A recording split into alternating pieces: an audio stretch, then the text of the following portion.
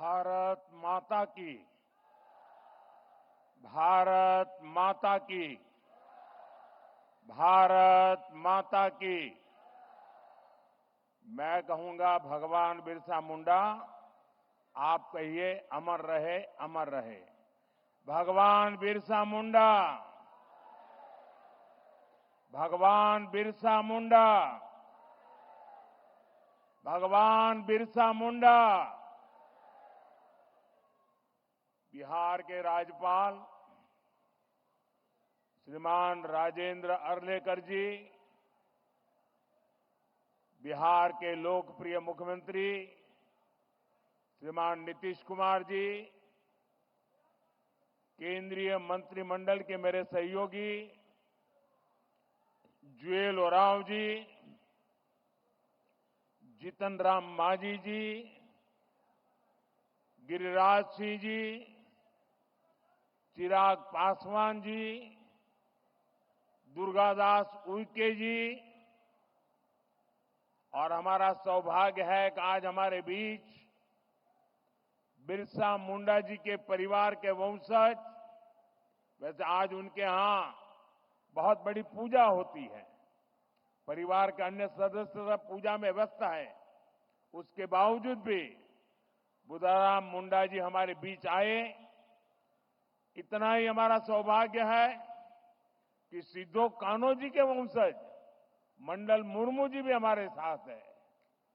और मेरे लिए खुशी की बात है कि आज अगर मैं कहूं कि हमारा जो भारतीय जनता पार्टी का परिवार है, उसमें आज अगर कोई सबसे वरिष्ठ नेता है तो वो हमारे करिया मुंडा जी है। कभी लोकसभा के डिप्टी स्पीकर रहे, पद्म विभूषण से विभूषित है, और आज भी हम लोगों का मार्गदर्शन करते हैं। और जैसे हमारे जुआल ओराम जी ने कहा कि वो मेरे लिए पितृतुल्य है, ऐसे वरिष्ठ करिया मुंडा जी आज विशेष रूप से झारखंड से यहां पधारे हैं। बिहार के उप मुख्यमंत्री मेरे मित्र भाई विजय कुमार सिन्हा जी, भाई सम्राट चौधरी जी, बिहार सरकार के मंत्रीगण, सांसदगण, विधायकगण, अन्य जनप्रतिनिधि, देश के कोने कोने से जुड़े सभी महानुभाव और जमुई के मेरे प्यारे भाई और बहनों,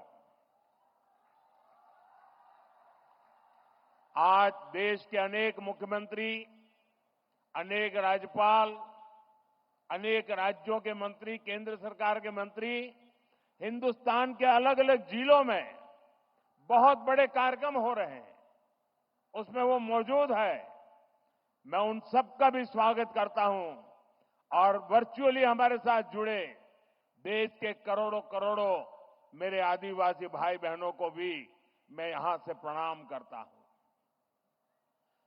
गीत दौर दुर्गा माई बाबा धनेश्वर नाथ के इस पवित्र धरती के नमन कर ही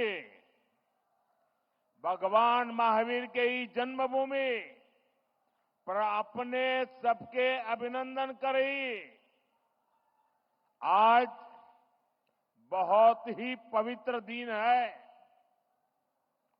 आज कार्तिक पूर्णिमा है, देव दीपावली है, और आज गुरु नानक देव जी का 555वां प्रकाश पर्व भी है। मैं सभी देशवासियों को इन पर्वों की बधाई देता हूं। आज का दिन हर देशवासी के लिए एक और वजह से ऐतिहासिक है। आज भगवान बिरसा मुंडा की जन्म जयंती है, राष्ट्रीय जनजातीय गौरव दिवस है।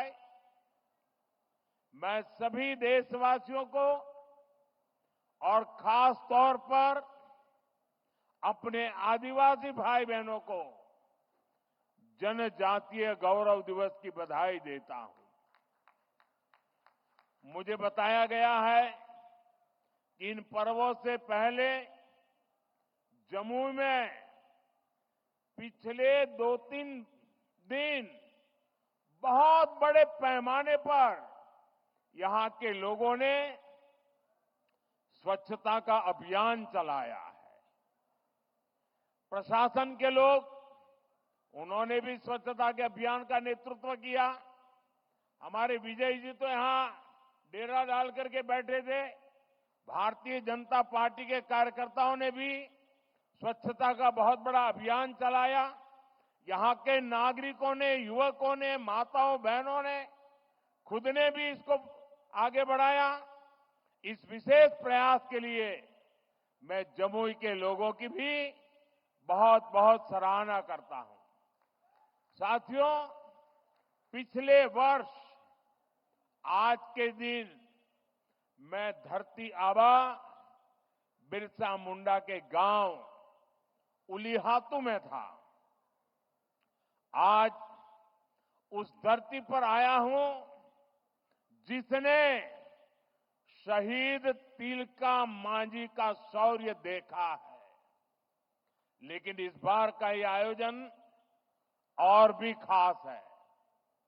आज से पूरे देश में भगवान बिरसा मुंडा की 150वीं जन्म जयंती के उत्सव शुरू हो रहे हैं। ये कार्यक्रम अगले 1 साल तक चलेगा। मुझे खुशी है कि आज देश के सैकड़ों जिलों के करीब 1 करोड़ लोग, जरा जमुई के लोग गर्व करिए, ये जमुई के लोगों के लिए गर्व का दिन है। आज देश के 1 करोड़ लोग टेक्नोलॉजी के माध्यम से हमारे इस कार्यक्रम से जुड़े हैं, जमुई से जुड़े हैं। मैं सभी का अभिनंदन करता हूं। अभी मुझे यहां भगवान बिरसा मुंडा के वंशज श्री बुधराम मुंडा जी का भी स्वागत सत्कार करने का सौभाग्य मिला है। सिद्धो कान्हो जी के वंशज श्री मंडल मुर्मू जी का भी मुझे कुछ दिन पहले ही सत्कार करने का सौभाग्य मिला था। उनकी उपस्थिति से इस आयोजन की शोभा और बढ़ गई है। साथियों, धरती आबा बिरसा मुंडा के इस भव्य स्मरण के बीच आज 6,000 करोड़ रुपए से अधिक की परियोजनाओं का शिलान्यास और लोकार्पण हुआ है। इनमें मेरे आदिवासी भाई बहनों के लिए करीब 1.5 लाख पक्के घरों के स्वीकृति पत्र है। आदिवासी बच्चों का भविष्य संवारने वाले स्कूल है, हॉस्टल है, आदिवासी महिलाओं के लिए स्वास्थ्य सुविधाएं हैं, आदिवासी क्षेत्रों को जोड़ने वाली सैकड़ों किलोमीटर की सड़कें हैं, आदिवासी संस्कृति को समर्पित म्यूजियम है, रिसर्च सेंटर है। आज 11,000 से अधिक आदिवासी परिवारों का अपने नए घर में देव दीपावली के दिन गृह प्रवेश भी हो रहा है। मैं सभी जनजातीय परिवारजनों को इसके लिए बहुत बहुत बधाई देता हूं। साथियों, आज जब हम जनजातीय गौरव दिवस मना रहे हैं, आज जब हम जनजातीय गौरव वर्ष की शुरुआत कर रहे हैं, तब ये समझना भी बहुत जरूरी है कि इस आयोजन की आवश्यकता क्यों हुई। ये इतिहास के एक बहुत बड़े अन्याय को दूर करने का एक ईमानदार प्रयास है। आजादी के बाद आदिवासी समाज के योगदान को इतिहास में वो स्थान नहीं दिया गया जिसका मेरा आदिवासी समाज हकदार था। आदिवासी समाज वो है जिसने राजकुमार राम को भगवान राम बनाया। आदिवासी समाज वो है जिसने भारत की संस्कृति और आजादी की रक्षा के लिए सैकड़ों वर्षों की लड़ाई को नेतृत्व दिया। लेकिन आजादी के बाद के दशकों में आदिवासी इतिहास के इस अनमोल योगदान को मिटाने की कोशिशें की गई। इसके पीछे भी स्वार्थ भरी राजनीति थी। राजनीति ये कि भारत की आजादी के लिए सिर्फ एक ही दल को श्रेय दिया जाए, लेकिन अगर एक ही दल, एक ही परिवार ने आजादी दिलाई तो भगवान बिरसा मुंडा का उल गुलान आंदोलन क्यों हुआ था? संथाल क्रांति क्या थी? कोल क्रांति क्या थी? क्या हम महाराणा प्रताप के साथी उन रणबांकुरे भीलों को भूल सकते हैं क्या? कौन भूल सकता है सह्याद्री के घने जंगलों में छत्रपति शिवाजी महाराज को ताकत देने वाले जनजातीय भाई बहनों को? कौन भूल सकता है अल्लूरी सीताराम राजू जी के नेतृत्व में आदिवासियों द्वारा की गई भारत माता की सेवा को? तिलका मांझी, सिद्धू कान्हो, बुधू भगत, तीरथ सिंह, तेलंखरिया, गोविंद गुरु, तेलंगाना के रामजी गौंड, एमपी के बादल भोई, राजा शंकर शाह, कुंवर रघुनाथ शाह, मैं कितने ही नाम लूं।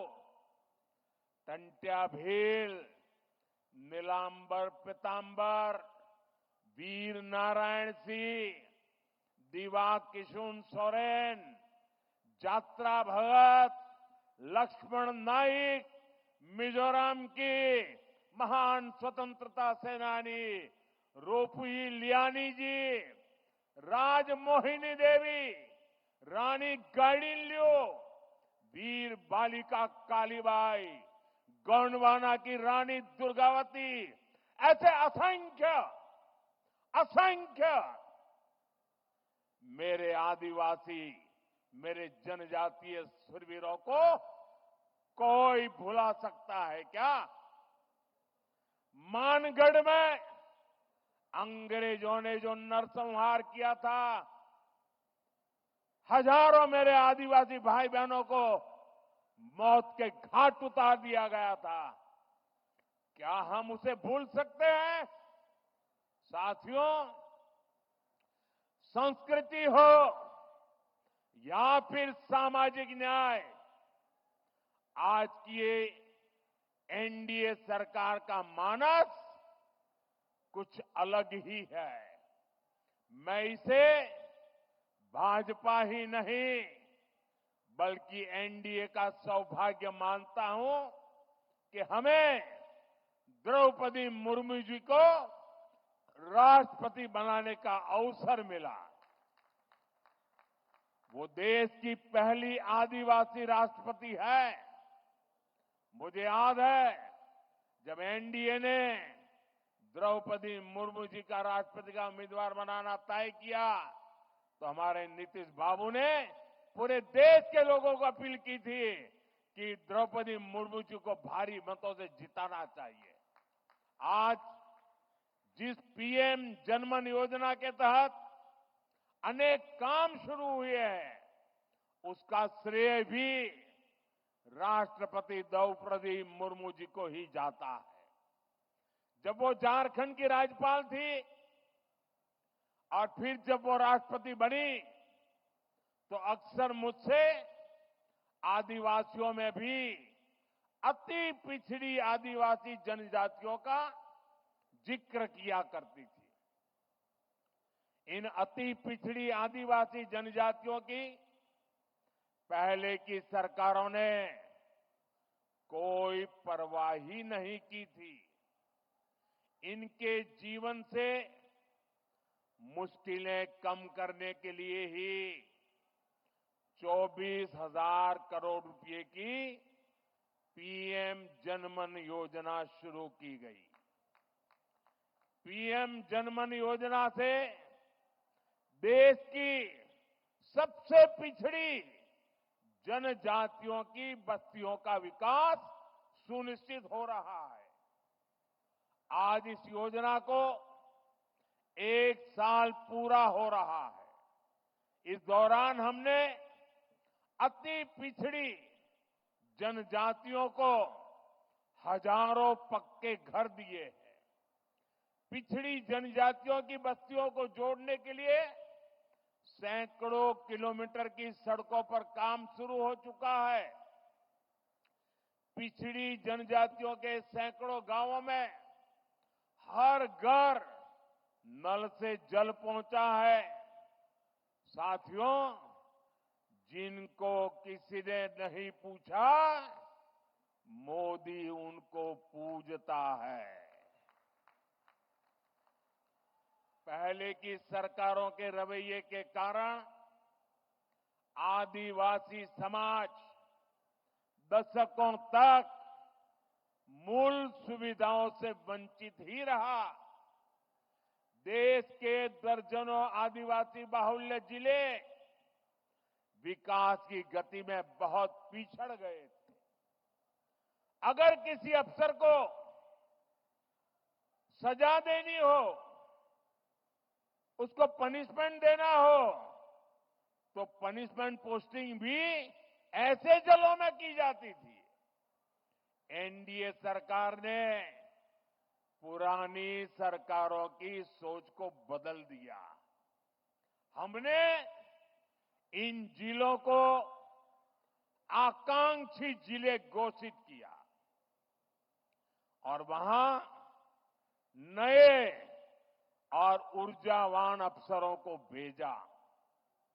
मुझे संतोष है, आज कितने ही आकांक्षी जिले विकास के कई पैरामीटर्स पर दूसरे जिलों से भी आगे निकल गए हैं।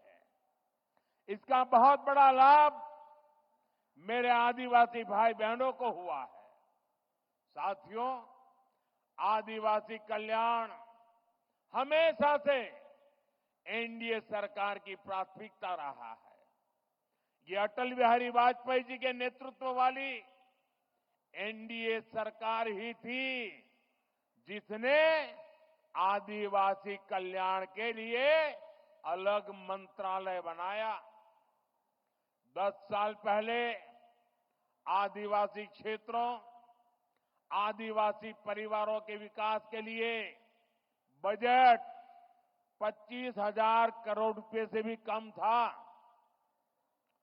10 साल पहले का हाल देखिए, 25,000 करोड़ से भी कम।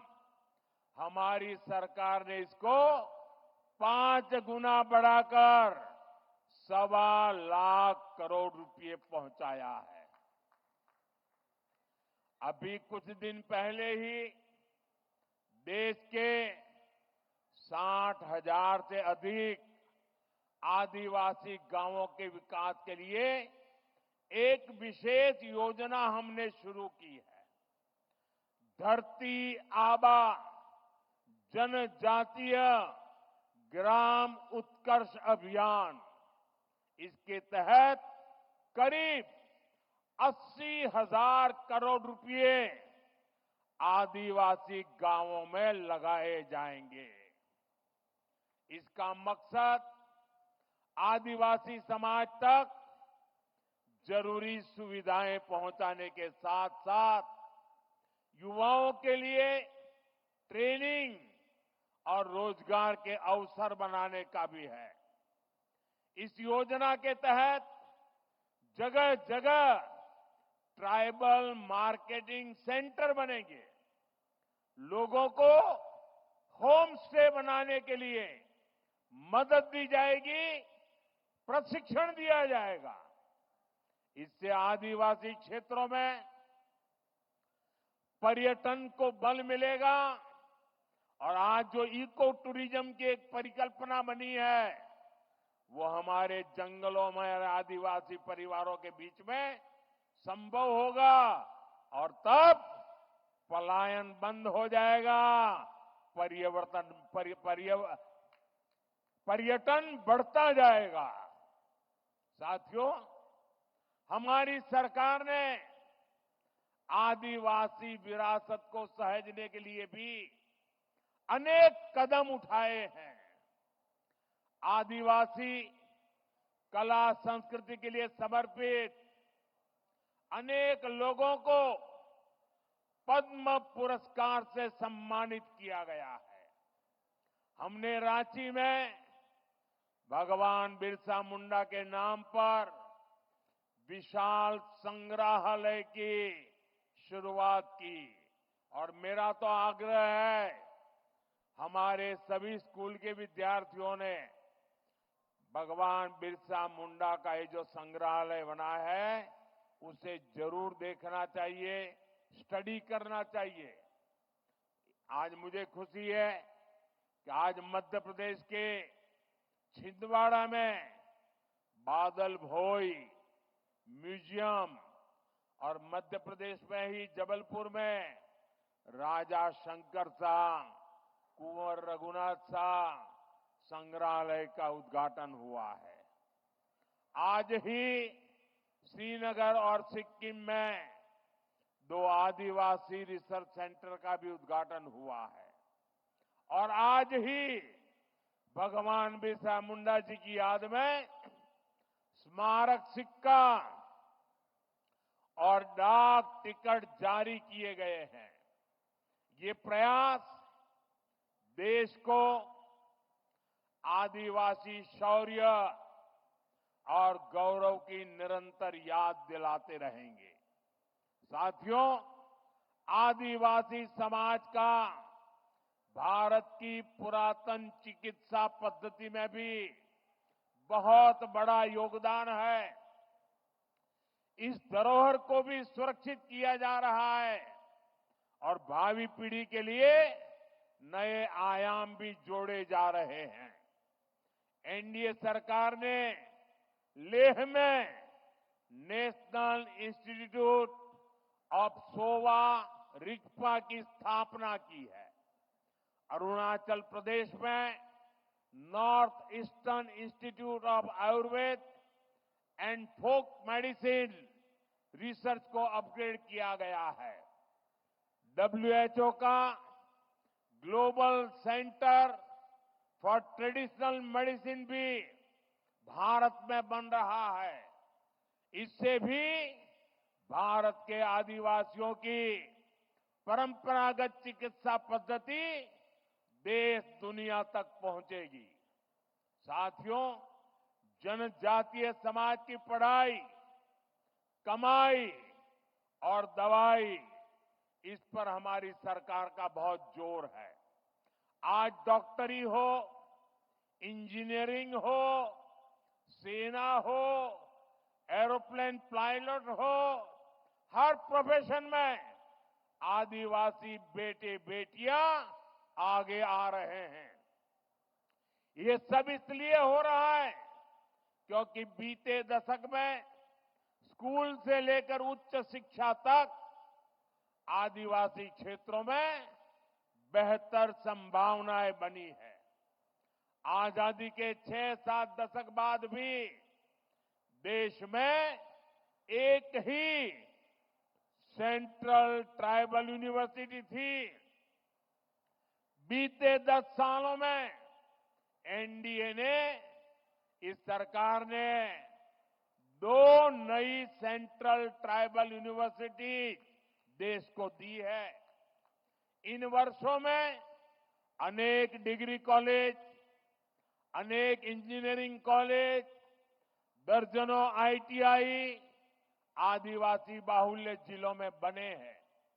बीते 10 साल में आदिवासी जिलों में 30 नए मेडिकल कॉलेज भी बने हैं और कई मेडिकल कॉलेज पर काम जारी है।